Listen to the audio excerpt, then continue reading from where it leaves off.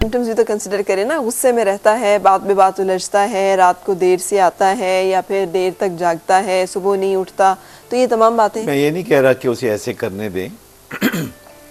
जो बेहतरीन तर्ज अमल है वो तो यही है कि जल्दी सोना जल्दी जागना। और आज भी यूरोप और अमेरिका में सुबह 7 बजे सड़कों पे आपको रश नज़र आएगा और रात को 9 बजे आप अगर गलियों में, लंदन की गलियों में अगर आप घूमें या अमेरिका की गलियों में घूमें तो आपको घरों के बाहर गाड़ियां अपनी अपनी जगह पे पार्क नज़र आएंगी। हाँ। बत्तियां बुझी हुई नज़र आएंगी। तो वो जल्दी सोने और जल्दी उठने के ही कायल हैं जिनको हम अदरवाइज फॉलो करते हैं, लेकिन कई मामलात में हम उनको फिर फॉलो नहीं करते।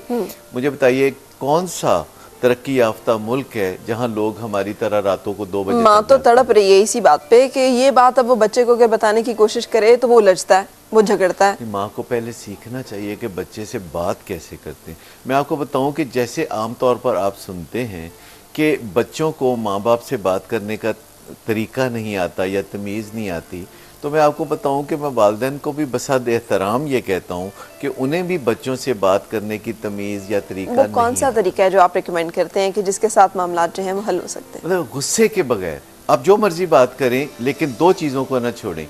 एक, अपने सुकून को ना छोड़ें, दूसरा एहतराम को ना छोड़ें, तौहीन ना करें।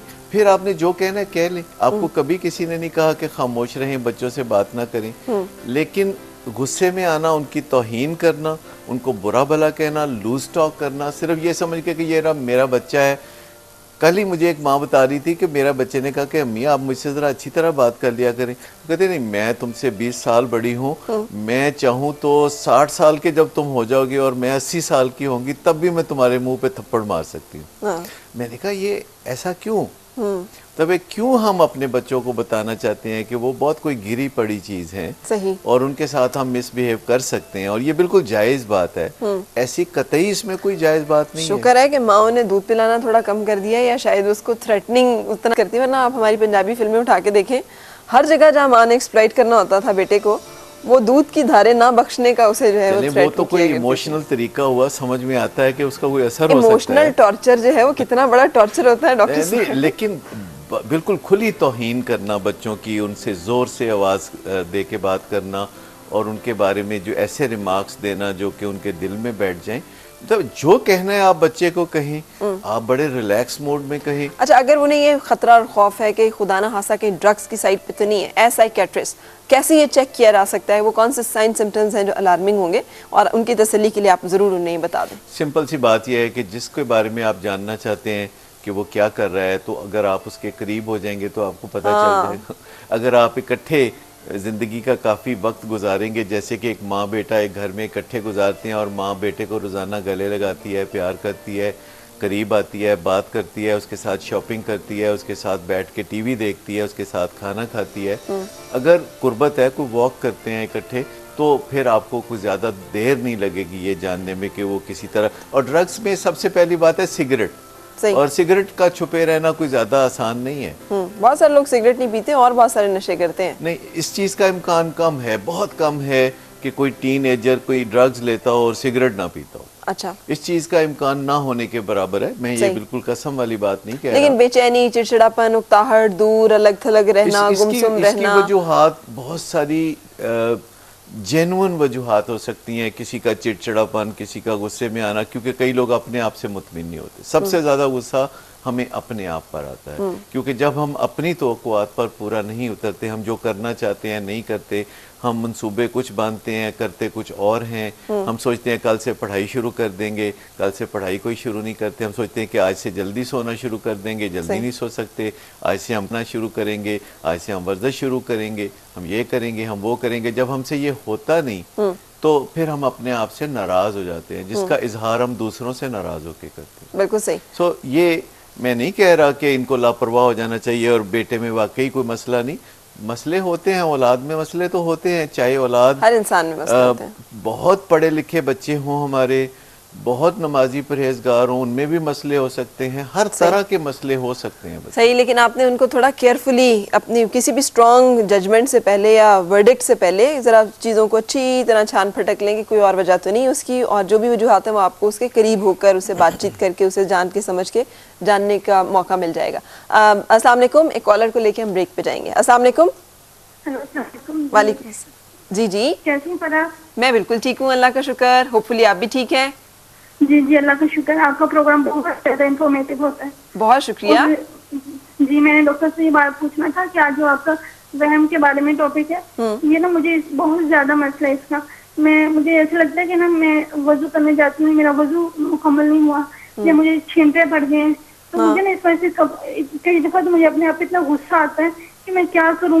मैं हालांकि अपना इतना ख्याल भी रखती हूँ सफाई का, लेकिन मुझे ना ये इतना ज्यादा बातें तंग करती हैं और मुझे ना अपने बच्चों पे गुस्सा आता है कि इनके हाथ गंदे ही मुझे लगा देंगे। तो ना मुझे प्लीज मुझे ना डॉक्टर साहब से बताएं, पूछें कि मुझे ऐसी एक्सरसाइज बताएं या कोई ऐसी बताएं कि मैं इस वहम से निजात हासिल करूँ। मैं बहुत परेशान हूँ। अच्छा चलिए, आपकी उम्र कितनी है और कब से आपको ये मसला हो रहा है? ये मुझे ना कोई 3-4 साल की और मेरी एज है 28 है। 3-4 साल पहले ये मसला नहीं था? जी 3-4 साल पहले नहीं था? 3-4 साल पहले शुरू हुआ है। अच्छा अच्छा, ठीक है। पहले मुझे बिल्कुल नहीं था। अच्छा, आहिस्ता आहिस्ता ना ये ऐसे होता है? बहुत शिद्दत आती जा रही है।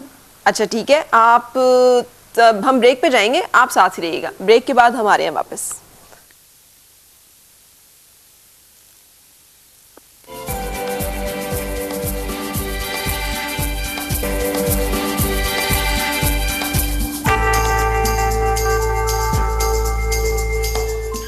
खुश आमदेद और सुबह बखैर जनाब। डॉक्टर सदाकत, हम बात कर रहे थे, अभी एक कॉलर ने जो आपसे डिस्कस किया अपना प्रॉब्लम।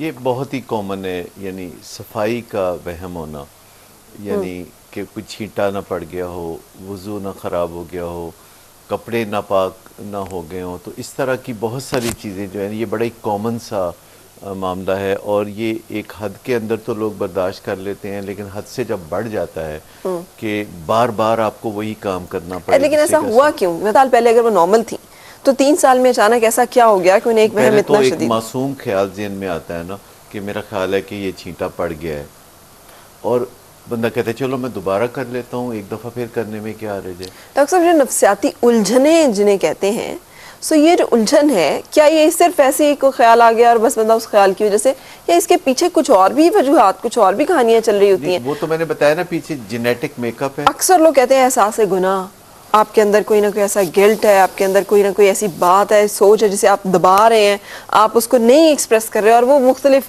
ऐसी शेप्स एंड फॉर्म्स में एक्सप्रेस कर रही है, सामने आ रही है। ऐसा कुछ साइंटिफिक मालूमात के मुताबिक तो नहीं है, लोग ऐसा सोचते हैं, ऐसा ख्याल होता है, लेकिन मैं आपको वो फिनोमेना बताता हूँ कि जैसे हम कोई काम मासूमियत के, जितनी एडिक्शंस होती हैं, ये थॉट की एडिक्शन है, ये ख्याल की एक एडिक्शन है, और ख्याल की एडिक्शन दुनिया में सबसे ज़्यादा रेजिस्टेंट मानी जाती है, मुश्किल मानी जाती है। जैसे हम लोग जिन एडिक्शन से वाकिफ़ हैं, शराब, हेरोइन, चरस, ये तो आम है, फिर फूड एडिक्शन जो सब्सटेंस एडिक्शन है, फिर गैम्बलिंग की एडिक्शन, फिर कंप्यूटर एडिक्शन, फिर बहुत सारा इवन एक्सरसाइज की एडिक्शन, इसी तरह मोहब्बत बतौर एडिक्शन जिसे कोडिपेंडेंसी कहा जाता है। तो ये एक ख्याल की एडिक्शन है जो बहुत मासूमियत से शुरू होता है, और तमाम एडिक्शन मासूमियत से शुरू होती हैं। ठीक है। कोई शख्स ये नहीं सोचता कि मैं ये जो काम करने लगा हूँ ये इसमें मैं फिर एडिक्ट हो जाऊंगा या मैं प्लान करके एडिक्ट बन जाऊँ। सही है। नहीं, एडिक्ट लोग जो हैं वो जब हो जाते हैं तो एकदम से भी पता नहीं चलता। ठीक है, लेकिन अब वो क्या करें? कितनी बेचारगी थी उनकी उसमें, कैसे मैं उसी तरफ आ रहा हूँ कि एक उनके ख्याल में शुरू में आया होगा कि ज़रा सफाई पसंद होना, चूँकि बहुत अच्छा समझा जाता है, लोग तारीफ़ करते हैं, जिस चीज़ की लोग तारीफ़ करते हैं हम वो ज़रा ज़्यादा करने लगते हैं। ज़्यादा करते करते फिर हमारे जहन में वो ख्याल एक रेपिटेटिव इख्तियार कर लेता है। हम कहते हैं कि एक दफ़ा और करने में क्या हर्ज है, और अगर हम अपने आप को रोकने की कोशिश करते हैं तो बेचैनी होती है। बेचैनी को ख़त्म करने का तरीका यह है कि फौरी तौर पर वो चीज़ कर ली जाए। फौरी तौर पर वो चीज़ करने से वो रीइंफोर्स हो जाती है।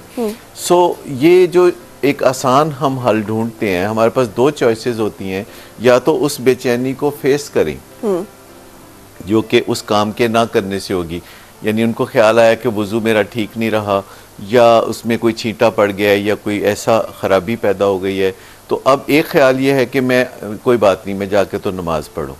तो एक उनके ज़हन में ये ख्याल आएगा, तो इसके साथ बहुत सारी बेचैनी आएगी कि तुम परफेक्ट वज़ू के बगैर नमाज पढ़ रही हो। तो इस बेचैनी को फेस करना अगर उनके लिए मुमकिन नहीं है तो वो इस आसानी की तरफ चली जाएंगी कि एक दफ़ा फिर वज़ू कर लें, और आखिर 2-4 दफ़ा करने के बाद जब उनकी तसल्ली हो जाएगी तो वो नमाज तो उनकी हो जाएगी। इस तरह की और बहुत सारी चीज़ें हैं, जैसे कि कोई खातून है जिनका हस्बैंड आ रहा है फ्लाइट से, यानी वो यही करती रहेंगी, इसका कोई ऐसा ट्रीटमेंट, ऐसा इससे छुटकारा पाना मुमकिन नहीं है इस वहम से? नहीं, बिल्कुल मुमकिन है। वो तो इलाज की तरफ हम आएंगे तो फिर बात अच्छा, करेंगे ना। मैं वही इलाज पहले तो हम ये कहना चाह रहे हैं कि ये होता क्या है कि ज़हन में ख्याल आता है, कई दफ़ा ऐसे ख्याल आते हैं ज़हन में जो हमें लगता है कि ये ठीक नहीं है, तो हम उस ख्याल के लिए 2 वकील खड़े कर देते हैं हमारे दिमाग के अंदर। तो एक वकील कह रहा होता है कि जो वकील सफाई है वो ये कह रहा होता है कि नहीं, ये तुम्हारा वहम है, तुम इसको छोड़ो, देखो ना ये दलाइल हैं उसके हक में कि ये तुम्हारा वहम है, तो तुम इसकी तरफ तवज्जो ना दो। और एक वकील इस्तगासा होता है जो कह रहा होता है कि नहीं देखो ना, ये वजूहात हैं, ये एविडेंसेस हैं जो कि साबित करती हैं कि ये ख्याल ठीक है। और आप बतौर जज के बैठे हुए उन दोनों वकला की जो बहस सुन रहे होते हैं, जिसमें आपने असल काम छोड़ के ये सारा अदाई होती है दिमाग में, तो कई दफ़ा बहुत सारा ये जो अदालती कार्रवाई के बाद फिर वर्डिक्ट आ जाता है, यानी आपका जज साहब का, कि मेरा ख्याल है कि ये मेरा वहम है, और हम उसे छोड़ के अपना असल काम करने लगते हैं। फिर इसका इलाज क्या है, इसका हल क्या है, ये कैसे इससे जान छूटती है? देखिए, पहली बात तो ये है कि अगर तो खाली यानी इंसान खुद वो एहतियातें करना चाहता है तो फिर हमें सर्टन पैरामीटर्स के मुताबिक चलना चाहिए, चीज़ों को एक हाथ से ज़्यादा करना ही नहीं चाहिए। लेकिन अगर हम करने लगें तो फिर स्टेप बाय स्टेप हमें उनको पीछे हटना चाहिए। हमें एक ग्रेडिंग सी कर लेनी चाहिए कि कौन से मामलात हैं जो हम ज़्यादा कर रहे हैं, तो उसमें कंप्लायंस कहाँ तक हम दें और कहाँ तक ना दें, यानी कहाँ तक हमने उस वहम के सामने झुकना है और कहाँ तक नहीं झुकना। अगर हम बिल्कुल ही सजदा कर दें उस वहम के सामने तो उससे खराबी बढ़ेगी। अगर हम उसे काफ़ी रेजिस्ट करते हैं और फिर बाज़-औक़ात वो कर भी लेते हैं तो आहिस्ता आहिस्ता ये खराबी कम होगी। यानी जिद्दोजहद करने से, फाइट बैक करने से, विल पावर से रुक जाने से, और उसके लिए कई चीज़ें हमारी फिर मदद करती हैं अगर हम विल पावर से काम लेना चाहते हैं, यानी थकावट से बचना और सेहत की खराबी से बचना और नींद पूरी करना और आराम करना और तफरीह के मौके तलाश करना। तो ऐसी तमाम चीज़ों से हमारा वहम कम होने लगता है। लेकिन अगर स्ट्रेस हम बढ़ाते रहेंगे तो वहम ज़्यादा होगा। तो स्टेप बाय स्टेप, यानी जितनी जिद्दोजहद हम कर सकते हैं उसके खिलाफ, यानी जितनी बगावत हम अपने वहम के खिलाफ कर सकते हैं वो ज़रूर करनी चाहिए, और जितनी बगावत हम नहीं कर सकते उसको ना करें, तो इससे मसला हल होगा। लेकिन हम क्या करते हैं कि बगावत करते ही नहीं। बिल्कुल सही। साजिदा हमारे साथ है, उनको शामिल करेंगे। अस्सलाम वालेकुम साजिदा। कैसी हैं फराह? मैं ठीक हूँ, आप कहाँ गायब हैं? बस इधर ही हूँ, आजकल मसरूफियत ज्यादा हो गई। आप बेवफा लोग हैं मेरा ख्याल है। नहीं बेवफा नहीं, मैंने आपको देखना नहीं छोड़ा, आपका हर प्रोग्राम हर रोज देखती हूँ। मुझे कभी हो ही नहीं सकता कि मैंने मिस किया हो। मुझे आपकी अब अबीलें इतनी याद आती हैं यार, अभी तक हैं वहाँ पे? हाँ जी, अच्छा अभी तक हैं। अच्छा, वाह, गुड। आप आए ना, मैं आपको दिखाती हूँ। अच्छा, मैं जरूर आऊंगी, जरूर आऊंगी। बताइए क्या पूछना चाह रही हैं? मैंने डॉक्टर साहब से पूछना था कि सबसे छोटा बेटा जो है वो अब हॉस्टलाइज हुआ है। अच्छा, माशाल्लाह। तो क्यों हॉस्टलाइज क्यों हुआ है? वो उधर यूनिवर्सिटी में चला गया। अच्छा, ठीक है।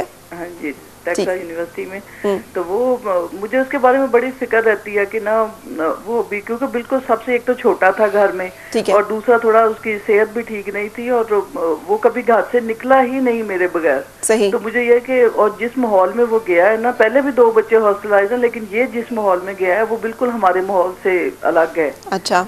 तो मुझे यही फिक्र रहती है कि कहीं वो दूसरा बच्चों के साथ ना कहीं मिल जाए, कहीं इधर उधर ना हो। तो मैं उसको हर 5 मिनट बाद फोन करके, आप कहाँ हो, क्या कर रहे हो, कैसे हो। तो वो फिर मुझे खुद ही रात महसूस हुआ कि कहीं वो तंग ही ना पड़ जाए मुझसे कि क्या अम्मी तो पीछे ही पड़ गई हैं। हाँ, ये भी है। तो इसका लेकिन मैं उसको कौन से तरीके से ना, मैं उसको कौन से सवाल करूं उससे कि मुझे पता चल जाए कि हाँ वो सिगरेट के उसमें नहीं लगा या किसी बच्चे ऐसे के साथ इन्वॉल्व नहीं हुआ। बिल्कुल सही। आप साथ रहे, हम डॉक्टर साहब से पूछें। हॉस्टल वाले कह रहे थे कि रात को 12 बजे भी हॉस्टल खुला रहता है। अब मुझे और फिक्र पड़ गई कि कहीं वो रात को बाहर ही ना फिर रहा हो लड़कों के साथ। अच्छा, ये कौन सा हॉस्टल है जो रात को 12 बजे भी? ये हॉस्टल ना हुआ, पता नहीं। मैं हॉस्टल में रहती थी 9 बजे। अगर आपने गर्ल्स हॉस्टल ऐसे ही, बेटी भी अब हॉस्टल में है, वो तो 6:30 पौने 7 बंद कर देते हैं। वो कहते हैं लड़कों का कोई हिसाब नहीं जी होता, वो रात को 12 बजे भी आ रहे होते हैं, जा रहे होते हैं। क्या बात है, आप साथ रहे। फिर हम बात करते हैं जेंडर डिस्क्रिमिनेशन की। और हमारे इदारे जो हैं वहाँ पे कितनी ज्यादा जेंडर डिस्क्रिमिनेशन है डॉक्टर साहब, है ना? देखें, ज़्यादातर वालिदैन जो हैं अपनी और बच्चों की ज़िंदगी अजीरन बनाते हैं इस तरह। 5 मिनट के बाद फ़ोन करना, आप कहाँ हो, किधर चल रहे हो, किससे मिल रहे हो, क्या कर रहे हो, क्या। ये तफ्तीशी अंदाज जो है ये सिर्फ पुलिस वालों को सजता है और सूट करता है और उन्हें फ़ायदा देता है। वालिदैन को ये जो तफ्तीशी अंदाज है, क्योंकि वालिदैन मोहब्बत से भी जब अपनी औलाद को फ़ोन करते हैं तो फिर वो समझने लगते हैं कि ये कोई तफ्तीश चल रही है। तो वो यही तो पूछना चाह रही है कि मैं कैसे उससे ये पूछूं या उसको कि ये वो इन हरकतों में मुलविस नहीं हुआ, या कैसे उसे गाइड करूं कि बेटे ये नहीं ये है करना। कि अगर मैं चाहता हूँ कि आप कोई काम करें या मैं चाहता हूँ कि कोई काम आप ना करें, तो उसका आसान सा तरीका ये है कि पहले मैं आपसे गोल सेटिंग तो करूं। अगर मैंने आपसे गोल सेटिंग नहीं की, देखिए आप मेरा बेटा है और मैंने आपसे ये गोल सेटिंग ही नहीं की कि आपने सिगरेट के बारे में क्या लाहे अमल अपनाना है, अगर मैंने कोई मुनासिब वक्त पे ऐसी गोल सेटिंग नहीं की और मैं फ़र्ज़ कर रहा हूँ कि मैं सिगरेट के बारे में जो नज़रियात रखता हूँ वो आप भी रखेंगे और मैं कभी ये डिस्कस नहीं करता, मैं समझता हूँ कि ये डिस्कसेबल नहीं है, ये कोई अजीब सी बात है कि मैं अपने एक टीनेजर से पूछूं या 10 साल के बेटे से पूछूं या 8 साल के बेटे से कि बेटा तुम्हारा सिगरेट के बारे में नज़रिया क्या है, तुम्हारी सोच क्या है, क्या तुम मुस्तकबिल में इसके बारे में क्या लाहा अमल इख्तियार करोगे। अगर कल को तुम्हारा कोई दोस्त तुम्हें कहे कि ये मैं सिगरेट चुरा के लाया हूँ अपने अब्बा के, तो एक तुम भी पी लो, तो आप क्या कहेंगे। और अगर वो आपसे जिद करे तो फिर आप क्या करेंगे। सही। और क्या आप मुझे कभी बताओगे कि आपके किसी दोस्त ने आपको ऐसी ऑफर की है और ऐसे किसी बच्चे के साथ आप सोशलाइज करने के बारे में या उससे दोस्ती जारी रखने के बारे में क्या फैसला करोगे। सही। जब हम गोल सेटिंग नहीं करते। अच्छा, अब ये गोल सेटिंग करें, यानी जब बच्चे से मुनासिब मौका मिले उससे बैठ के ये बात करें, या अब जबकि बच्चा जवान है माशाल्लाह, हॉस्टल में रह रहा है, ग्रोन अप है, तो उससे बात करने का अंदाज कुछ और वो होगा। बड़ा आराम से है कि बेटा असल में मैं ये वहम मुझे होता है, जो अगर वहम तो आपका ये वहम होता है या मैं इस तशवीश में मुब्तला, मुझे डर लगता है कि तुम कहीं खराब ना हो मुझे डर जाओ। लगता है कि तुम्हें कहीं दोस्त नजर आने वाले लड़के गुमराह ना कर दें, ऐसा मुझे डर लगता है। तो तुम्हारा इस बारे में क्या ख्याल है। हाँ, ये बताना बच्चे को कि तुम मेरा बड़ा कीमती सरमाया हो सासा हो, मेरी पूरी दुनिया तुमसे है, मैं क्या अफोर्ड ही नहीं कर सकती कि आप खराब हो जाएं, आपकी जिंदगी खराब हो जाए, मेरे लिए बहुत बड़ा एक सदमा होगा। लेकिन इसका एक मौका महल होगा ना कि जिस पे आप अचानक टेलीफोन करेंगे, जब वो कैफेटेरिया में दोस्तों के साथ बैठ के एंजॉय कर रहा है या गपशप कर रहा है या कुछ कर रहा है, तो बीच में माँ का फोन आ गया है, अब वो उठ के इधर उधर होके सुन रहा है और वो दूसरे दोस्तों के सामने इस तरह बात नहीं करना चाहता। वो अमूमन बच्चे शाय होते हैं कि माँ ये पूछ रही है, माँ वो पूछ रही है।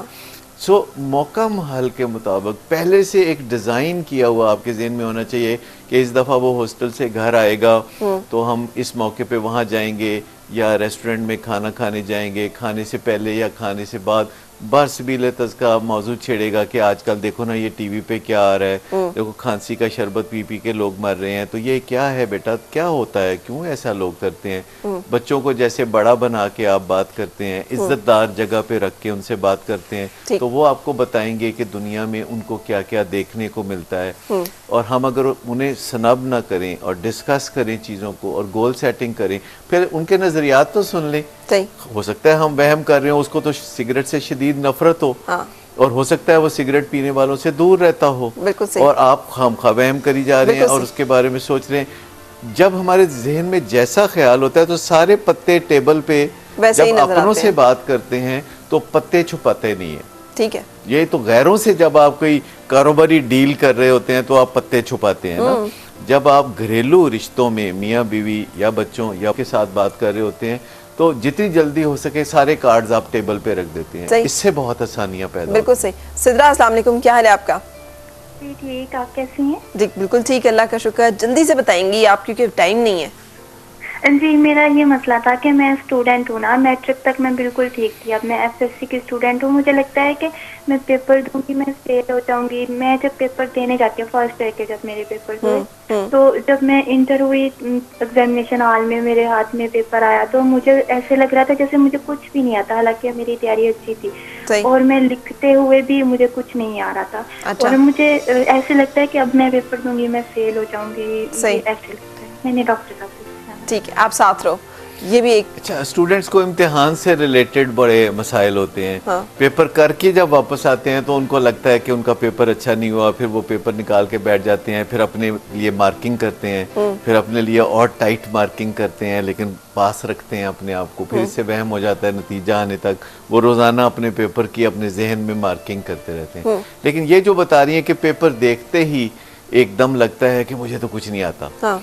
क्योंकि जब तक आपने डाउनलोडिंग नहीं करनी, दिमाग की भी एक डाउनलोडिंग होती है, क्योंकि आपके कंप्यूटर की स्क्रीन पे कुछ नहीं होता, ठीक है, वो आपकी हार्ड डिस्क में होता है या इंटरनेट पे होता है। तो वहां से जब तक आप डाउनलोडिंग नहीं करते, चीजें सामने स्क्रीन पर नहीं आती। सही। तो हमने भी जो सारा साल पढ़ा होता है, तो वो हमारे दिमाग में एक हार्ड डिस्क होती है और एक वर्किंग मेमोरी होती है, जिसके तहत हमने आज और अभी काम करना होता है। ठीक। तो 6 सवाल जब हमारे सामने आते हैं तो हमें फिर वो फेमिलियर लगते हैं।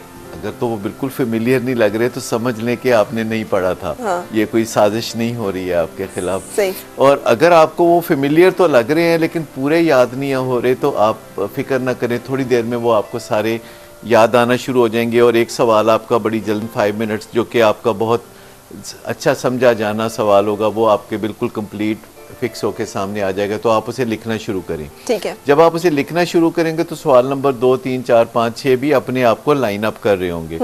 तहम्मुल इसमें बुनियादी शर्त है। अगर आप पैनिक में आ गए तो फिर आपके हार्ड डिस्क से जो डाटा है वो आपकी वर्किंग मेमोरी में आने से इनकार कर देगा और आपको पसीने आने लगेंगे और मुश्किलात हो जाएंगी और पैनिक अटैक हो जाएगा। और बहुत सारे बच्चों को इम्तिहान से एक दिन पहले अमूमन ये पैनिक अटैक जो है वो इम्तिहान में पर्चा देख के नहीं होता, क्योंकि वो फिर तसल्ली होती है कि मुझे आता है। सही। ये एक दिन पहले, द नाइट बिफोर, माँ के पास जाके तो रोना शुरू कर देना कि मुझे तो कुछ नहीं आता। लड़कियां खास तौर पर ऐसा करती हैं। हाँ। लेकिन याद रखें, एतमाद रखें कि अगर आपने सारा साल पढ़ा था तो फिर बेफिक्र होकर चले जाएं, आपको आता ही होगा। अच्छा, मैं सोच रही हूँ नेक्स्ट जो प्रोग्राम है उसमें हम स्टूडेंट्स के मसाइल पे खास तौर पे फोकस करें, क्योंकि ये जो मसले हैं ये बहुत ज़्यादा, और ये बातें ऐसी होती हैं इसमें कोई गाइडेंस भी बाज़-औक़ात हमें नहीं मिल रही होती।